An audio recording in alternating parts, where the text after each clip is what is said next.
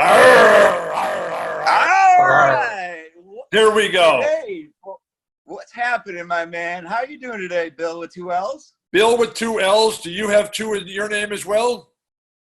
Well, no one's ever wrote my name with one L, so I could definitely go without saying that it's with two L's. Bill, I know a person who has spelling of Bill with one L. I also know a person who has a spelling of Bill with three L's. So I am Bill with two L's, and I am with Bike for Humanity, and you are, yes, you are Bill with What's in a Name. And I am Bill with What's in a Name. What's in a Name is very, very important because it's our brand, it's who we are, what we stand for, what we live for, but it's also who's got a game and who can play. And so we're here, we're ready to tip it off. Let's get going. Well, let's ride, my friend. Let's ride. So how's your day been going so far? That's a beautiful shirt you have there. I've got my Bike for Humanity shirt on right there. Right on. We are super excited about the big event coming up on Saturday, July 25th. But this is an ongoing program. It started, Bill, with just an idea.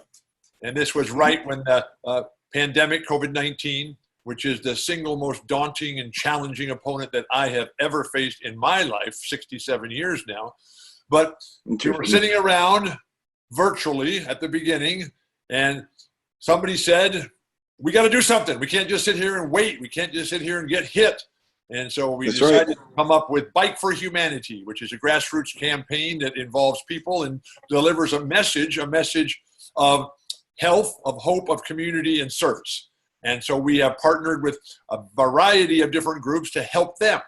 And I have way too much experience, Bill, of starting over in my life, and we're starting over now here in the Walton family for the 21st time with all the catastrophic health injuries that I've had. But I am healthy as can be, and we are working feverishly. And this year's event, this month's event, is helping to support Free Bikes for Kids, which is a national organization run by Brother Terry Esau, which is phenomenal. What they do is they go out and they get the used bikes. And they bring them in, bikes that are not being utilized any longer. They bring them in and they rehab them all.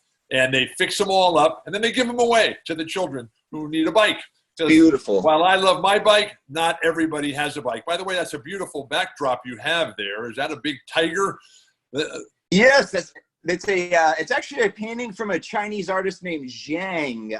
It's an I don't know if it's supposed to be in America. A Chinese physical therapist was really surprised they had a Zhang one time.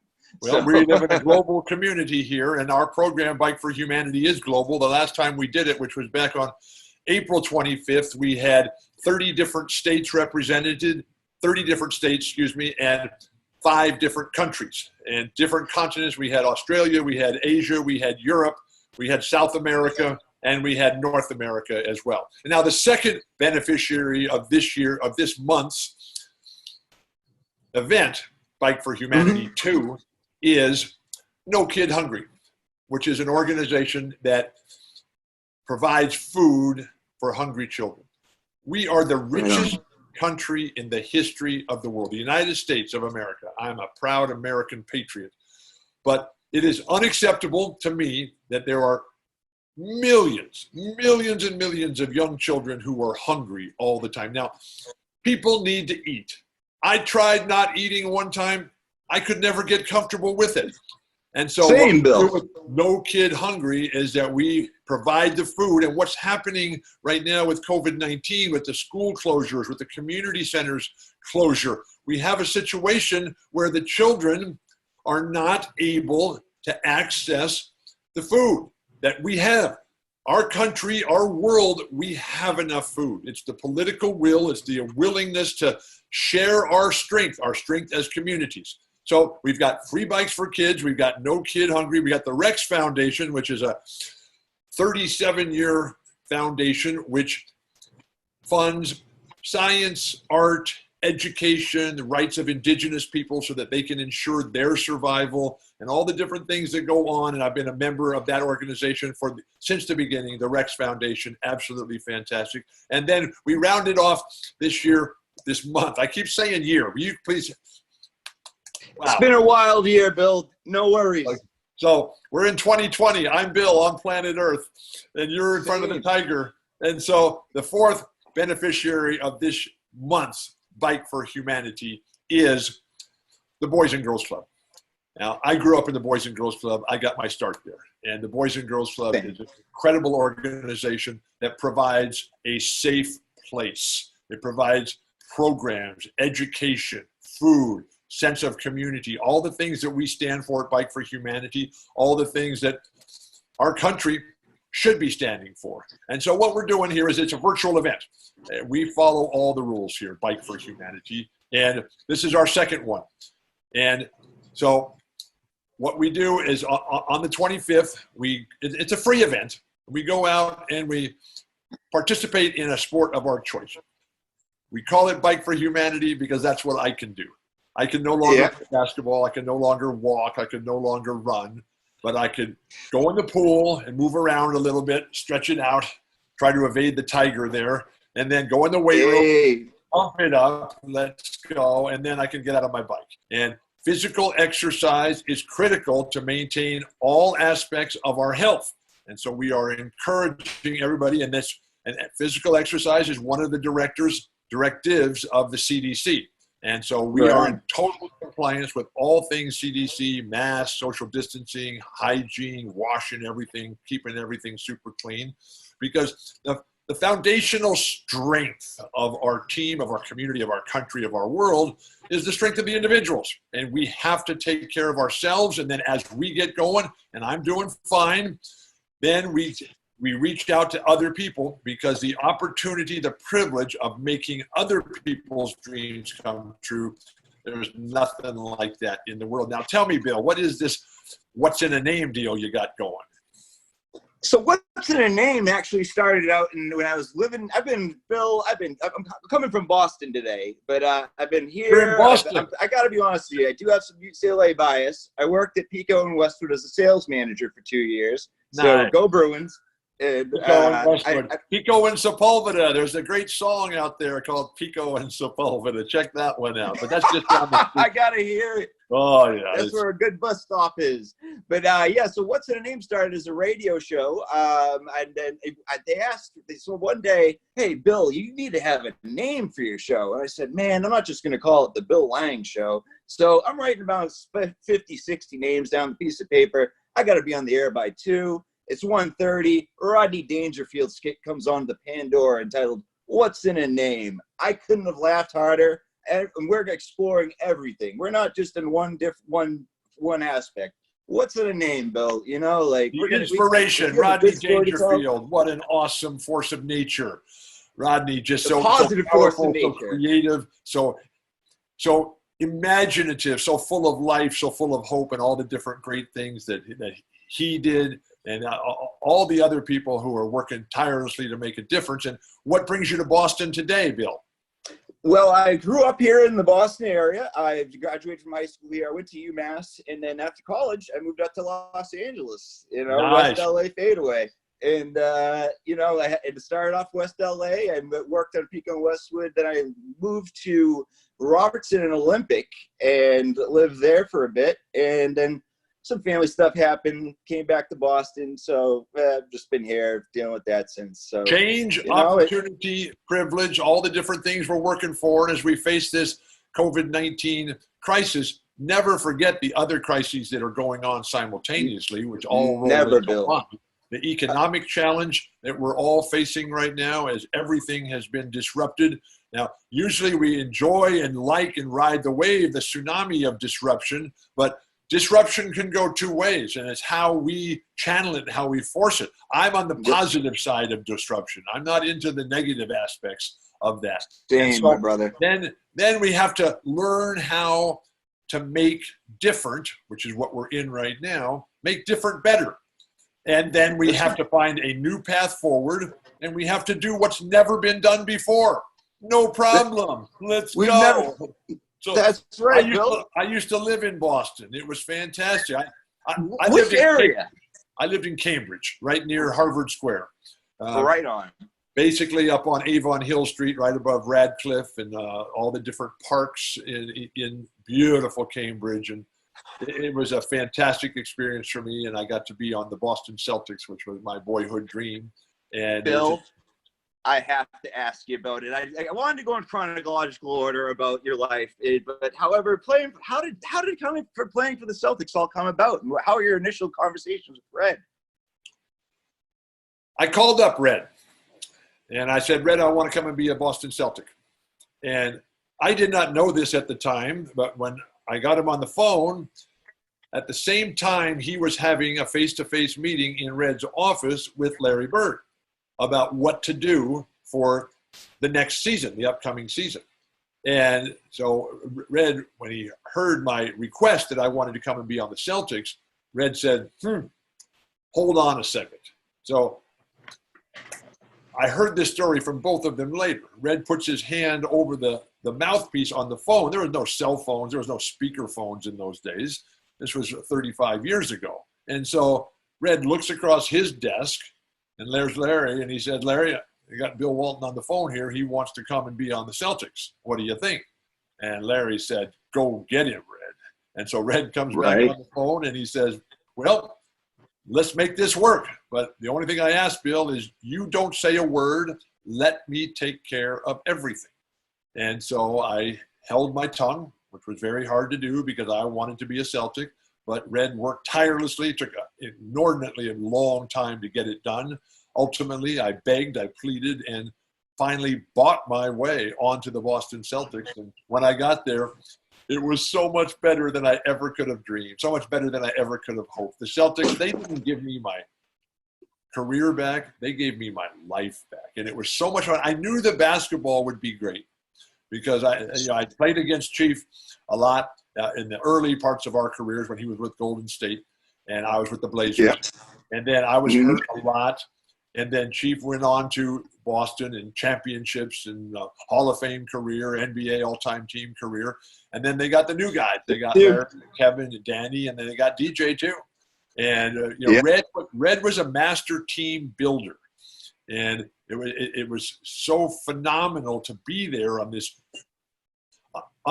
organization, on this squad, on this team that was very similar to the way the UCLA Bruins were run when I went to college. And, with the outstanding leadership, the phenomenal coaching, the terrific players, the incredible fan base, just empty the thesaurus. There are so many descriptive words, all positive about what it was like. What I was unaware of was how great the life would be back in Cambridge and Boston. And how now, the weather was just terrible. I'm a San Diego Beach guy. And this is my home. We still live here in San Diego, 41 years in the same home. But we came back to Boston there, and the Celtic fans, man, they treated me so great. It was just wonderful. We love you, Bill. And the players were just incredible.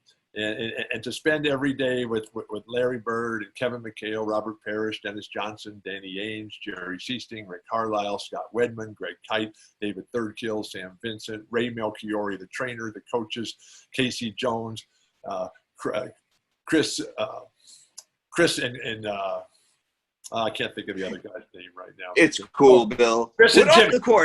Chris and Jimmy. And then I met so many really cool friends back there, still friends to this very day. And so I have a very close relationship with the New England community there. And they love their basketball. They love their Celtics. And we do. In my life, my life really sort of mirrors the spirit of the Celtic Nation, which was when I first got started. And I fell in love with Bill Russell and the Boston Celtics early on because of the way that Chick Hearn, the Laker broadcaster, would describe how great the Celtics were and how magnificent and just dominating and just omnipresence of Bill Russell in everything in the world. I found hope, I found opportunity, and I found purpose. And then over the course of my life, I added to that pride, loyalty, and gratitude.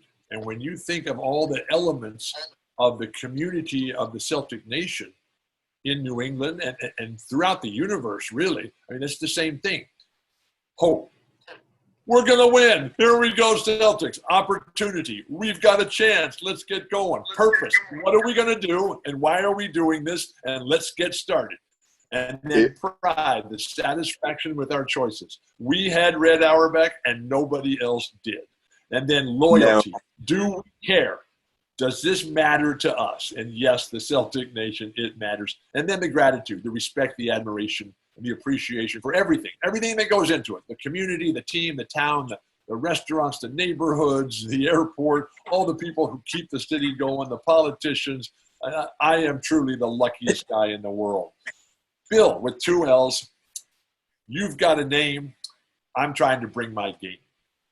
You've made a name, Bill, with 2 L's. What off the court experience? I'm going to just ask a little bit more about that year, because I really want to know what off the court experiences really stick out to you as a team. You guys had a camaraderie like no other team I really have seen in history, except for maybe the 08 Celtics.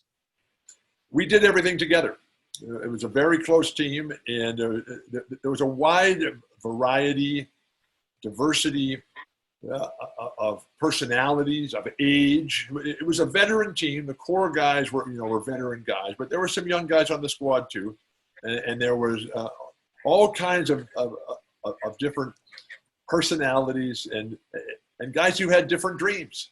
But at the end of the day, yes, we had the chief, who was the foundational pillar in the middle that allowed everybody else on the wings and the perimeter to go crazy. Because he was always holding down the center, and you have to control the center. And we had Dennis Johnson, who was a Hall of Fame player and just a magnificent player. And there was a time in history when Dennis Johnson was the best player in basketball, and that's hard. Yeah, to do. He's iconic. That is hard to do. And then he came and he went to Phoenix, and then he came to the Celtics, and he was just perfect. And Larry always raved about DJ as being the best player that he ever played with, and then there was Danny Ainge, who was staggering to me and disappointing that Danny is not already in the Basketball Hall of Fame. That's astonishing, Bill. He's in the Hall of Fame of life, but he's a great basketball player who was a significant member of one of the historical teams in the history of the game. And then he has also gone on to a remarkably successful post-playing career as an executive, as a coach, as a television media commentator, did it all. And he's given his life to make the NBA what it is, and he belongs in the Hall of Fame now. What are we waiting for? And then I couldn't agree. And then you had Scott Wedman coming off the bench, who often was the second best player in the world. But he was playing behind Larry, and Larry wasn't coming out. And whenever Casey Jones, our coach, we loved Casey Jones, and we would do anything for the guy. He was the perfect coach for our team. And when he would put somebody in, Scott or Rick Carlisle or Jerry Seasting or me for Larry, we'd go in there. We'd say, "Larry, you're out," and Larry wouldn't leave the game. And you got to come in for somebody else, because I'm hot and I'm not coming out right now. I'm feeling great. And so we'd look around, and somebody else would say, "Okay, I'll go sit down for a little while." But and Jerry Seating was a magnificent contributor to the team and a great spirit and heart and soul, really, of the team. And then Rick Carlisle, who of all the guys, I think I'm proudest of Rick Carlisle because of what he has done with his life against all odds. Because, here was a guy who was just, who was at the end of the rope. And now he's the head coach of the Dallas Mavericks, is a premier franchise, always the voice of common sense and morality and dignity and class and professionalism.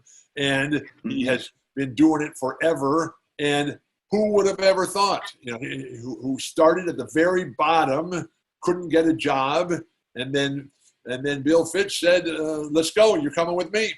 And or it might have been Chuck Daly. I can't remember. You have to ask Rick Carlisle exactly what happened. But one thing I do know exactly what happened was that on after we won the championship after Game 6 in Boston, and I woke up the next day. I woke up with Rick Carlisle's shirt on. So I don't really remember how that happened, but Rick is a great friend, a fabulous husband and father, and just a community leader, and a remarkably great basketball coach, and a spectacular piano player. And I love the piano myself, but I can't play a lick. I just like to practice. Practice and same here, Bill. How did he enjoy the Grateful Dead concert that you guys all went to at the Centrum? How did he enjoy it, or how did I enjoy it? I always have the time of my life. Oh, Bill. I can't speak for other people. I can speak about other people, but if you want to ask how it went for them, you have to ask them. But right on. I've been a Deadhead now for, let's see, 53 years. Starting in 1967, I was 15 years old. It was the summer of love in California. And I remember when I first got to Boston, and it was the very first game we played in the Garden. It was an exhibition. It was early November. Well, the concert, they ultimately went to a lot of concerts. Cool. We all went together. There's different kinds of concerts and lots of fun all around. But there was at the first Boston Celtic game that I played in as a Celtic. It was an exhibition game in the Garden, and it was in the fall, and we were playing against Philly. And Philly had an excellent team, Dr. J and Barkley and Moses Malone and a whole bunch of other guys. And so the game is going on, and the place, it's an exhibition game. Now, granted, I just came from 6 years with the Clippers, and where the games were played in front of family and friends. Now, all of a sudden, we're playing in the Boston Garden, and the place is rocking, and the place, there's not a seat to be had for an exhibition game. And Larry is just going absolutely crazy, and the fans are yelling, chanting his name, and MVP, and the scoreboard above the Garden is just going up and down and rocking back and forth. And it's like, this is what I'm looking for. This is why I came here. And so I go up to Larry during a dead ball, and I said, Larry, the fans are chanting now. I've been in here, and it sounds like they're chanting, Jerry, Jerry, Jerry. And he looked at me with this wise, wild, crazed look in his eyes, and he said, hey, I know you're new here, but they're chanting my name. And if you want to stay around here, you better learn to realize and recognize that they're chanting Larry, Larry, Larry. And I soon came to know why they were doing that. Because Larry Bird was the greatest player I ever played with by far. And he was, there were other great ones. But Larry was a cut above. And, he had it all. Larry Legend. Well, Bill, you have a few more minutes here. I have a couple more questions for you. I actually do have a question from one of my listeners. Are you riding bike? Are you riding Bike for Humanity on Saturday, or? Bill, 2 years ago, I broke my tibia, and I have a metal plate in my leg. And actually, you know what, Bill? I want to talk to you about pain management and how you've overcome your pain. Well, I've lived my life in constant chronic pain in my adult life. I spent half my adult life, Bill, what's in the name? I spent half my adult life in the hospital. I spent the vast majority of my adult life in constant and chronic bone and joint pain. I was born with bad feet. I tore up my knee when I was 14, playing against some really old guys. They were in their 30s. I was torching them, and they didn't like it. They took me down. And then when I was 21, playing for UCLA, I was low-bridged, undercut, submarined in a game, and took me down, flipped me over, and I ended up breaking my spine. And so here I just got this broken body that I lived with all the time. You find your way through it. It's like what we're faced with COVID-19, the economic crisis. We didn't even get to the other ones. We talked about we didn't talk about the climate change issue. We didn't talk about the species extinction, and we didn't talk about the social justice aspects of what's going on in the awakening that is long overdue and which I fully support. And because the level of inequality in our country, in our world, is unacceptable and it's unsustainable. And so we're working feverishly on that. So as we talk about how we're going to get through this, we have to find that new path forward. And the critical aspect is getting out of the pain. And once you're out of the pain, and for me, that required the doctors and surgery and medicine and all kinds of things. 38 orthopedic operations, that doesn't count all the skin operations. 38 now, Bill? When did you have Yeah, I thought it was 37. Those are on the bones. And oh, right on. And so, you know, I've had a ton more on the skin and the organs and all that kind of stuff. And so but I'm doing great today. You know, you're a true inspiration in all aspects of life, Bill. And I wish I could have I just have a couple more questions. Did you get your bear dunks yet? Excuse me? Did you get your Nike SB Grateful Dead shoes yet? The Nike Pro Low Dunks. No, yes. The Nike Dunk Low Pro. Sorry, I got the Nike SB Dunk Grateful Dead. They're a skateboarding shoe. No, I got it, and I'm a skateboarder. Right on. I was in the early days, and you know, how's your leg doing now? Man, I mean, it's a lot better. I was on the couch for 6 months after that accident. I still have the like essentially a soccer shin pad inside my leg holding it together. But you know, Bill, I'm grateful for every day. I try to stay as positive as possible. So faith and patience. Don't give up. You can make it, but find a way to get out of the pain. And you can't really mask the pain. You have to get to the cause. And one of the things that I want to take up biking. One of the things with Bike for Humanity is that we are not looking at symptoms. We're looking at causes and trying to rectify those causes and change the reason why bad things happen. And so, but the shoes, Nike and the Grateful Dead, that is a harmonic convergence of the highest order. And it's just perfect because when you think of those two great companies, you always think about innovation, you think about creativity, imagination, authenticity, currency, and being real with the fans. The spectacular fan base that both of them have.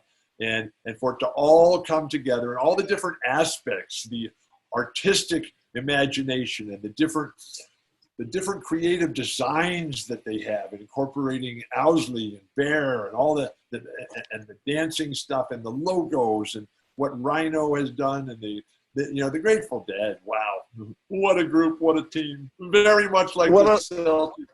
It's been a long, strange trip, Bill, for the both of us, and this solidifies it for me personally. I know you're busy today. I can't be more grateful to have spoken with you, and I truly do. Can you just one more time let my listeners know where to find best to sign up for Bike for Humanity? Yeah, Bike for Humanity.